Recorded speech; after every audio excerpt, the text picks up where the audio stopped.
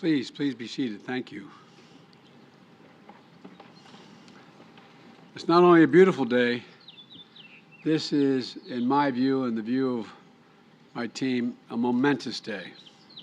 It's a very, very good day. Today I'm proud to welcome and offer the strong support of the United States for the applications of two great democracies and two close, highly capable partners to join the strongest, most powerful defensive alliance in the history of the world. Two proud, independent countries exercising the sovereign rights all states possess to decide their own security. President Niinisto, you are, and Prime Minister Andersson, it's a great honor to have both of you here at the White House as Finland and Sweden began the process of joining NATO. It was out of the wreckage of World War II that NATO was formed, and in 7 decades that followed, NATO has proved itself an indispensable alliance, committed to a Europe whole, free, and at peace. But in recent years, doubts began to arise. Was NATO still relevant? Was it still effective? Is it still needed in the 21st century world? Today, there is no question NATO is relevant, it is effective, and it is more needed now than ever. The indispensable alliance of decades past is still the indispensable alliance for the world we face today, and I would argue tomorrow as well. And the decision of Sweden and Finland, the one they have made, is testament to that commitment. This is about the future.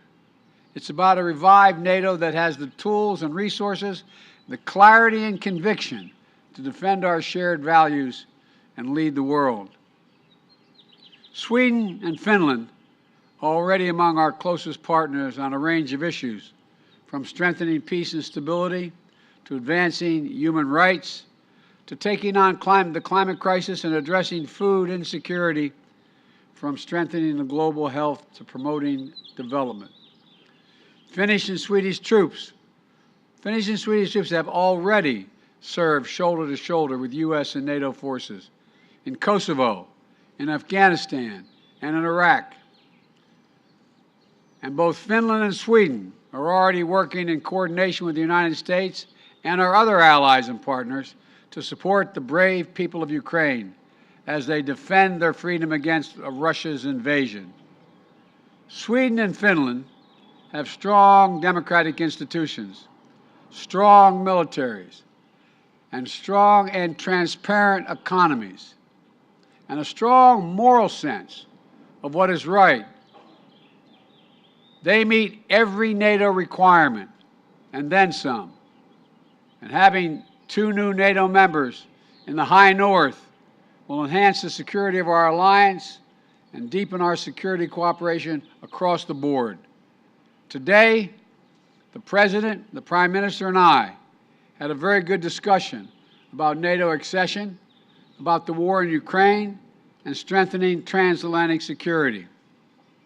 But our conversations began well before today.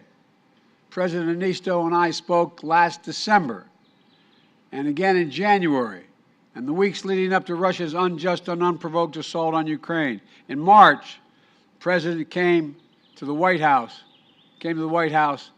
to see me, to discuss this brutal conflict and the rupture it's causing in Europe. While we were in the Oval Office together, we picked up the phone and we called the Prime Minister, and the 3 of us all spoke. And we spoke again last week when I invited them to come to the White House today. We have consulted closely at every stage as Sweden and Finland made their determinations. And today I'm proud to assure them that they have the full, total, complete backing of the United States of America. Today, my administration is submitting to the United States Congress reports on NATO accession for both countries so the Senate can efficiently and quickly move on advising and consenting to the treaty. I greatly appreciate Senator Schumer and McConnell's support, as well as Senator Menendez and Risch, to move this through the Senate as quickly as possible once the perspective of all allies are addressed and NATO adopts the accession protocols. The bottom line is simple, quite straightforward. Finland and Sweden make NATO stronger, not just because of their capacity, but they're strong, strong democracies. And a strong, united NATO is the foundation of America's security. By joining NATO, allies make a sacred commitment to one another that an attack on one is an attack against all. It's Article 5 of the Washington Treaty and the core building block of our alliance. And the only time in history Article 5 has been invoked was after 9/11, when the United States was attacked and all our allies rallied to our side. The United States will never forget that, and we will never fail in our pledge to defend every single inch of NATO territory. I welcome Sweden and Finland choosing that responsibility as well. This is going to benefit all of our people.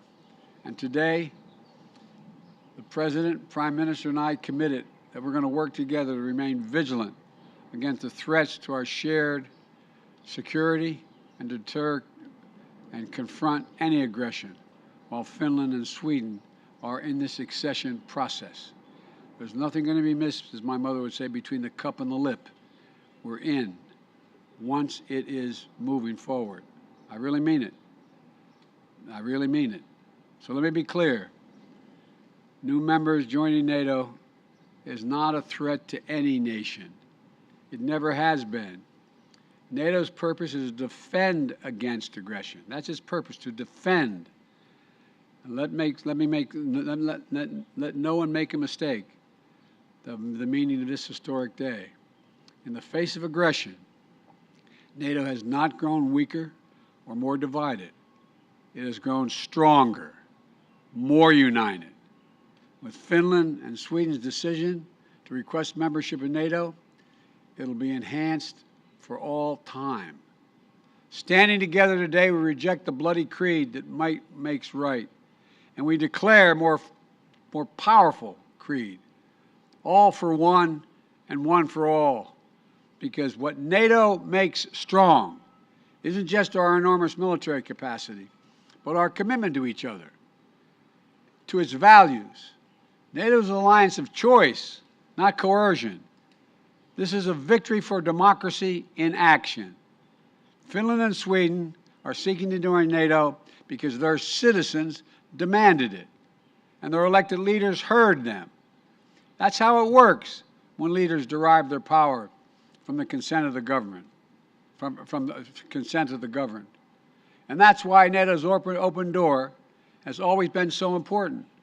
It allows nations to choose for themselves to ask to be part of a group of nations that value freedom, democracy, and human dignity above all else. Countries must demonstrate that they meet NATO's high standards for military interoperability, economic transparency, and democratic accountability. That's what Sweden and Finland have done. And so today, it's an affirmation of those countries in Europe that share our values, that we're willing and able to do what it takes to be part of the alliance. NATO's door remains open. In just a few minutes, I'll be leaving to spend time with two of our Indo-Pacific allies. In a half hour or so, I'll be flying to the Republic of Korea and Japan. I thank the President and the Prime Minister for traveling here on for this meeting before I take off, because it is so important. America's alliances in Europe and in Asia keep us, and I would argue the world, strong and secure. They're how we confront the challenge of our time and deliver for our people today, and harness harness opportunities for a better tomorrow. And I look forward soon calling Sweden and Finland our friends, partners, and NATO allies. I want to thank you both for being here, and I'm going to invite each of you to say a few words, and we'll start. Mr. President, the podium is yours. Mr. President, thank you so very much.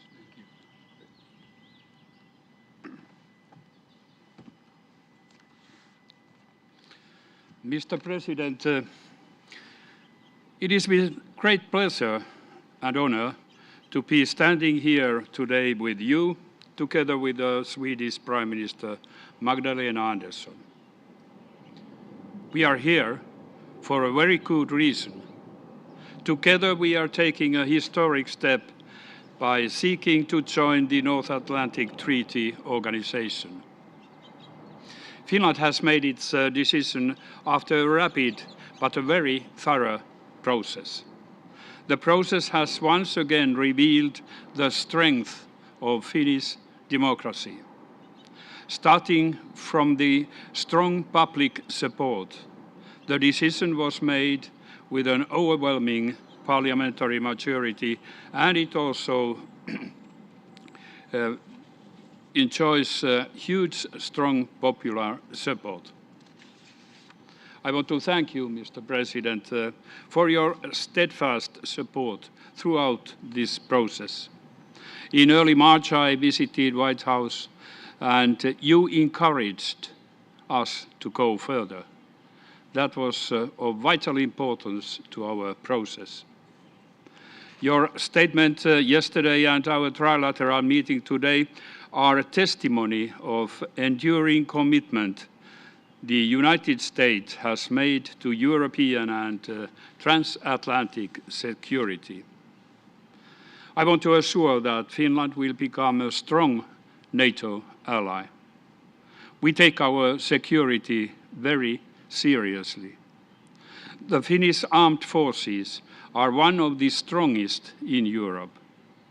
We have also consistently invested in developing our capabilities.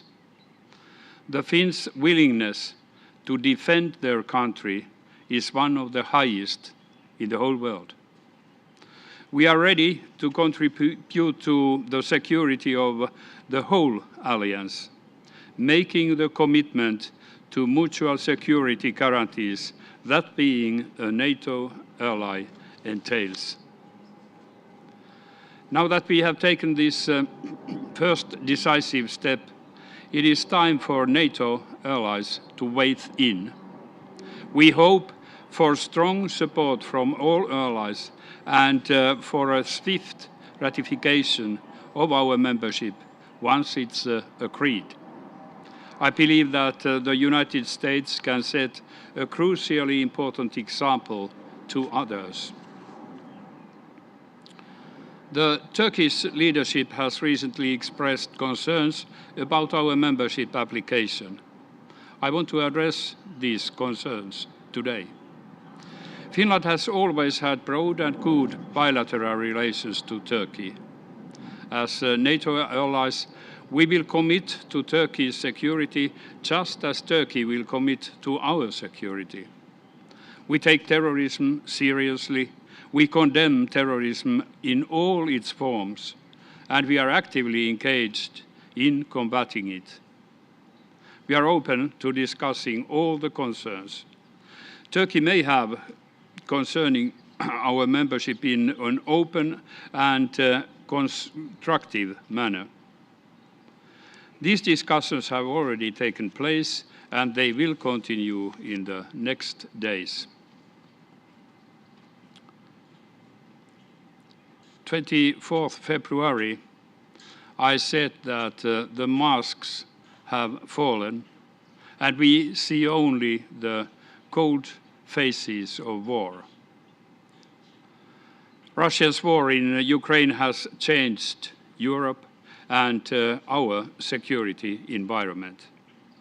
Finland takes the step of NATO membership in order to strengthen not only its own security, but also in order to strengthen wider transatlantic security. This is not away from anybody. Like you, Mr. President, said, NATO is protective, defending, not a threat to anybody. At the same time, we must not forget that at this very moment, the brave people of Ukraine are fighting not only for their own freedom and democracy, but for our common security. Finland, together with the EU and the United States, stands firmly behind Ukraine. So, Mr. President, once again, I want to thank you for making history with us. Thank you. Thank you.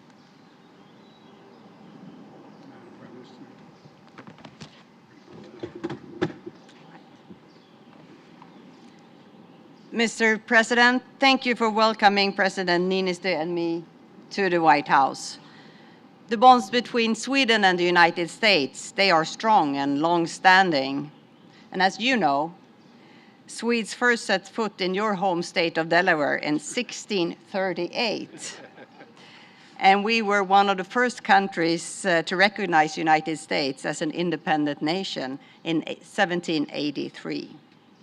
And since then, our countries have developed a deep and long-standing friendship through family ties, trade, and mutual interests. And I personally is very much one part of this. But most of all, our shared values and beliefs in democracy and freedom. Values and beliefs that are now being put to the test.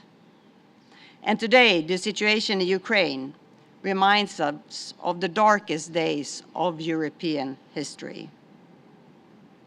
And I must say that during dark times, it is great to be among close friends.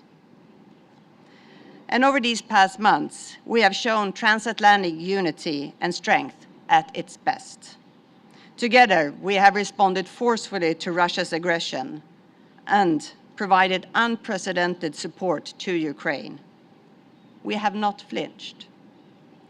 And Mr. President, I want to thank you for the massive US support to Ukraine and for your sustained engagement in European society.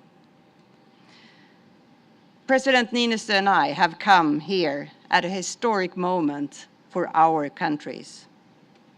And for Sweden, after 200 years of military non-alignment, Sweden has chosen a new path. Yesterday, Sweden and Finland submitted our formal requests to join NATO. And Russia's full-scale aggression against a sovereign and democratic neighbor, that was a watershed moment for Sweden. And my government has come to the conclusion that the security of the Swedish people will be best protected within the NATO alliance. And this is backed by very broad support in the Swedish parliament. And with Sweden and Finland as members, NATO will also be stronger. We are security providers with sophisticated defense capabilities. And we are champions of freedom, democracy, and human rights. We have a long tradition of extensive military cooperation with NATO, including all missions. And we are right now ramping up our defense spending, and we will reach 2% of GDP as soon as practically possible. And Mr. President, your support for our country's NATO aspirations for our security are of fundamental importance. And we look forward to a swift ratification process by NATO members. And we are right now having a dialogue with all NATO member countries, including Turkey, on different levels to sort out any issues at hand. In the United States, the Senate is crucial in this regard, and last Sunday, I hosted a delegation headed by Senate Republican leader McConnell in Sweden. And later today, President Niinisto and I will meet Senate Majority Leader Schumer and other leading members of Congress.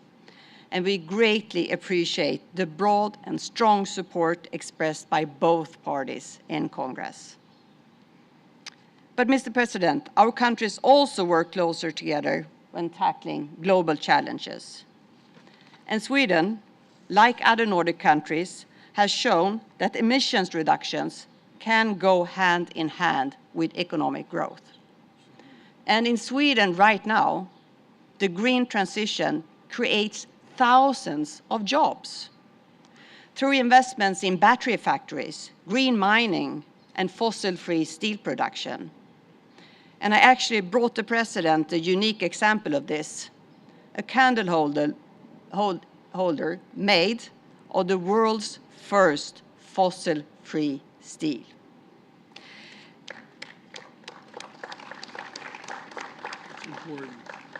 And what we see in Sweden right now is that previously neglected areas are no longer struggling with unemployment or depopulation, but how to build housing, infrastructure, and schools quick enough to meet up with the expansion. And here I see fantastic opportunities to cooperate between the Nordic countries and the United States. And I'm also proud that Sweden contributes to the US economy and the prosperity of the American people. Swedish companies are active in every single state, creating more than 350,000 jobs in the United States. And we are the 15th largest investor. Mr. President, I want to thank you for your leadership in our joint efforts to promote democracy throughout the world. Because democracy requires constant work and safeguarding. We have to win every new generation. And let me conclude where I started. Peace and stability in our part of the world is a common security interest for us, for you, and for the rest of Europe. And we stand here today more united than ever, and we are committed to strengthening our bonds even further. And Sweden is prepared to shoulder its responsibility as an ally in the North Atlantic Treaty Organization. Thank you. Thank you, thank you, thank you.